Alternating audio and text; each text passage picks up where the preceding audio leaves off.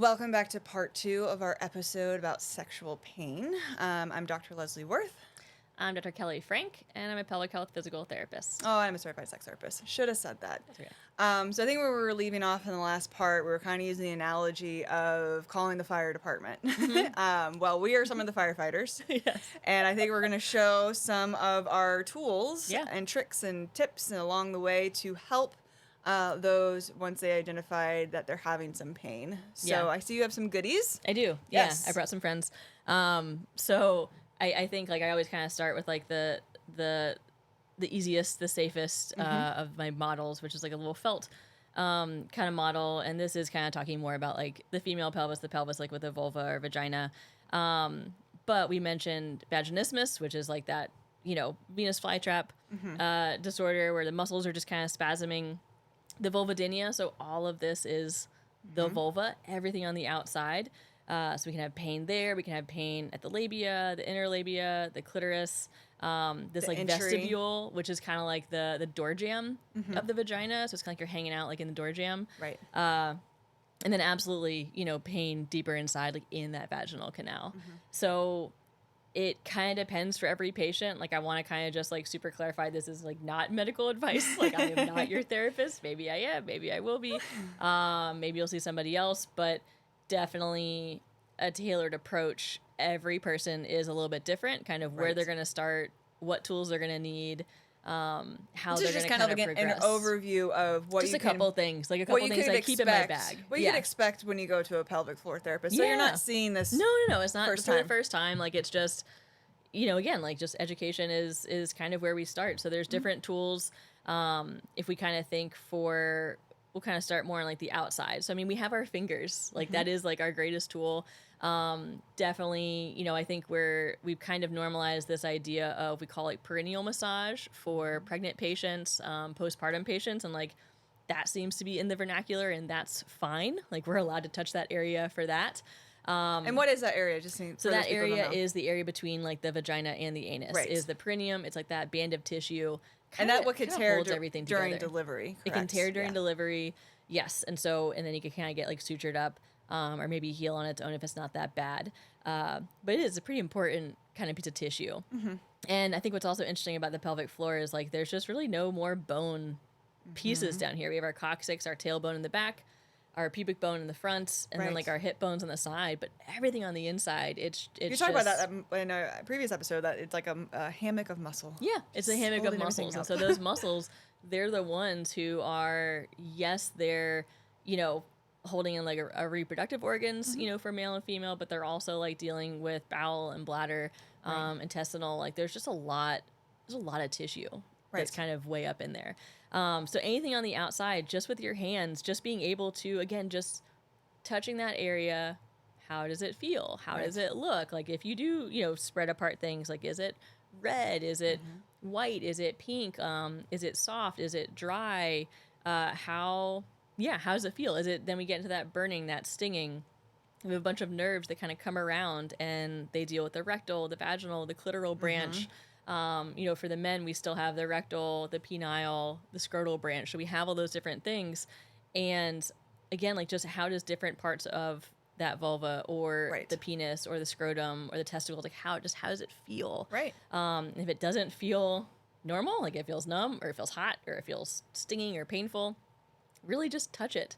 With a graded pressure. Sometimes if maybe you can't reach, you can kind of use a little tool. So you can use different kinds of pelvic wands, Therawands, to kind of get to that area. If it is like the outside or like we'll call like that vestibule, like that in. I can also see this being helpful for if you have really long acrylic nails. Yeah, I know. As a pelvic PT, like I don't have nails. Right. Like that's but if like you have our those long nails, calling you don't card. want to stab yourself or anything. So no. I can see that being helpful. Yeah, for, or if you do have like your arms are too short or Sure. you are a little bit larger of a person, like they make different kind of tools that can kind of get really Nice. bendy, and you kind of move those around a little Very bit more. cool. And then all of them can be used, vaginally or rectally. So these are kind of like devices for everybody. Cool. But these are kind of more our kind of like extensions of our fingers, because they kind of like look like a little finger. And so you're able to use it in the same way that maybe your therapist would, Sure. Which is like that manual therapy of being able to find the tissue. Does it hurt? Does it sting? Does it ache? talk with that patient, like trying to get them, to relax. Sure. Things like that. Now, if a patient, I know this is not medical advice, but just for knowledge, if people are using that stuff, should they be using lubricant with it? Yes, absolutely lubricant. Most of the time, I just have patients, I have different samples in the office and just sending them home with different kinds of samples. Perfect. But they have like a preference, use that. Like use obviously what's best for you. Awesome. But yes, absolutely using lubricants with all of these things. Yes. Something else that we kind of brought up because you're like, oh, the O-Nut is just like a neat, it's a neat device that like I love showcasing it because I just don't think people know that this even exists. No. Yeah. And so this, it kind of like reminds you of like a little, bowling alley bumper car or something like that. And so it does exactly that. It just provides like a bumper if penetration is like the problem, which we see for like our post-cancer patients, so people that have had chemotherapy, radiation to the pelvis. Or even some, it's just the geometry, right? If you have a shorter vaginal canal and your partner's penis is a little longer, like you, it's nice to have that bumper so you're not hitting the cervix or hitting, causing pain. And so you just place it on like whatever is penetrating, and then you can also buy more, depending on like what you need. Because they break apart. Yeah, they break apart like little tiny like little inner tubes. Yeah, kind of little super inner tubes. Squishy, super soft. Super squishy, and then you're able to just not go as far. And then as maybe if it is something where it is like the muscle spasm or like the tension, and we're able to reduce that tension, and over time you can take off. And this is great. I was just telling you about a client who anxiety-wise she was making great progress with herself and using the tools on herself, but as soon as a partner came in, she wasn't in control, so she would tense up. And this has been a great tool for them because it's helped with that anxiety of her knowing that there's a physical barrier preventing him from accidentally going to. It's great for the partner too, because then they're also relaxed, scared, and they're like, I don't want to hurt you. Like usually you're being intimate with someone that you love, and so you don't certainly want to hurt them. And so this does kind of help with like that, like it's their anxiety too. Yes, their anxiety and like their kind of like awkward movements, not in a personality trait way, but just if you're too scared to kind of move. Some people are like they're holding their hands out to try to bumper, and then the partner feels them being tense, and I'm just like, it's been a fantastic tool for this couple. It's a neat little tool. Yeah. So that one's really, really cool. And then obviously like dilators, and so there's rectal dilators. These are all vaginal dilators, and they do start like really, really small. A lot of different companies make them. They do make some that are much harder. So they make like larger ones that are, kind of more made of plastic. They're a little bit more rigid. Those are super great for like our transgender patients after undergoing different kinds of surgeries, and to some extent like our post-cancer patients. But they can be overwhelming because I definitely have come in of like, those are a bit much. You want me to put this hard thing, so I love that they have the silicone options. I love the little ones, like the little silicone ones. They all start like super little, even like smaller than my finger, and I have very small fingers. But like kind of like the size of like a junior tampon or something like that, like a very small tampon. And the idea with dilators and with wands, with all these things, is still, I think, training. Even my patient yesterday, it's like training in the positions that are uncomfortable. So again, like if we're in this position that might bring up a lot of fear or a lot of trauma or a lot of memory, let's practice on our sides, or let's practice if it is like a younger person and they do want to use a tampon, let's practice over the toilet. Right. Like or that's probably where you're going to use this. Sexual positions. And different sexual positions. Right. Absolutely. I don't recommend other people using these on you, because then, yes, this like looks like a finger, but it's not a finger. And so you do kind of have to use these kind of tools on your own, because then, no one else can kind of feel through silicone or through metal or through plastic. Like no one can feel what that feels like to you. So again, that communication is huge. And again, even when I'm doing my finger, it's because I feel something on a vulva or a vagina or a rectum, like doesn't mean that like that patient, again, is either going to pick up on those cues or kind of where those cues kind of are. But dilators... But getting the partner involved with the dilators is important too. Yes. Of just normalizing, going back to what we were talking about in our last episode of communication, because depending on what it is, I've had clients where they have to incorporate some of the dilators into their like foreplay in a sense, right? So how do you not make this just feel so clinical, but how do you bring this in? And that's kind of my job too, is like you do the great like clinical work, and I'm like, well, how do we make it sensual or connected with your partner and not make it feel like it's just these physical therapy exercises that I have to do. Yeah. And usually, like, you can actually do these, like, before, kind of, like I said, leading up to sex as a part of, like, the foreplay. I have patients bring them to, like, the gynecologist office, and ask for, like, 10, 15 minutes, like, ahead of their appointment to kind of go in. You're going to wait there anyway for half hour. At least. So, yeah, you can kind of, like, practice and kind of, like, run through. And the idea is that, you're not going to, like, just start with, this is not the largest one. But you're also not going to just go Monday, Tuesday, Wednesday. No, this progression, like, I've had patients who just even searching the website, that was like a whole week's homework. Or, and then putting in the cart and then, like, buying it, and it's like just living on the shelf. Yes. Then, I mean, it's all, you still have to kind of, like, just depending on, again, like, what other services are we requiring? Is it mental health therapy? Is it sex therapy? Is it couples counseling? And that's where I come in, of, like, working on the anxiety of even the Amazon cart of locally in Orlando, Faravilla has dilator sets, which is fantastic. So I'm like, go there and look, physically look at the product, and we can work on that of, like, even if there's anxiety or built up to even that, I'm like, then we work on of, like, kind of like exposure therapy in a sense of, like, how do you even get to that point where you can just go to the store to see the product and handle it and then, because it can look scary online, but when you go to the store and you're manipulating it and you see how flexible it is and how it's not soft that scary. it is, and then that's helpful too. Yeah, and you're in control of it. Like, I think that's the biggest piece of all of this, is that there isn't a magical number, like you said. There's no Monday, Tuesday, Wednesday. Oh, I expect by next session you're at the largest size, or you're able to kind of push with 100% pressure. There is no timeline, because your life is so very different from even someone who has the exact same diagnosis as you, and so that progression could take weeks, it could take days, it could take months, it definitely could even take years, kind of depending on all the little pieces that we're trying to kind of and unfold. it also is not linear. No.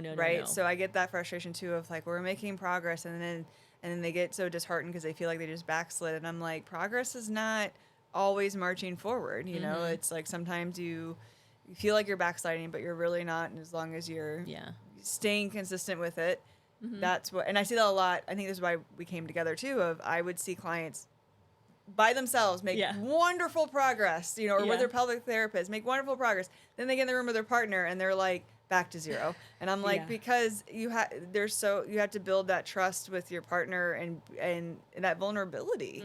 And that's where the couples therapy can be really helpful of joining these things together of it's great that you feel confident in yourself and you're making all this progress, but it's a whole different mindset when you're having another person.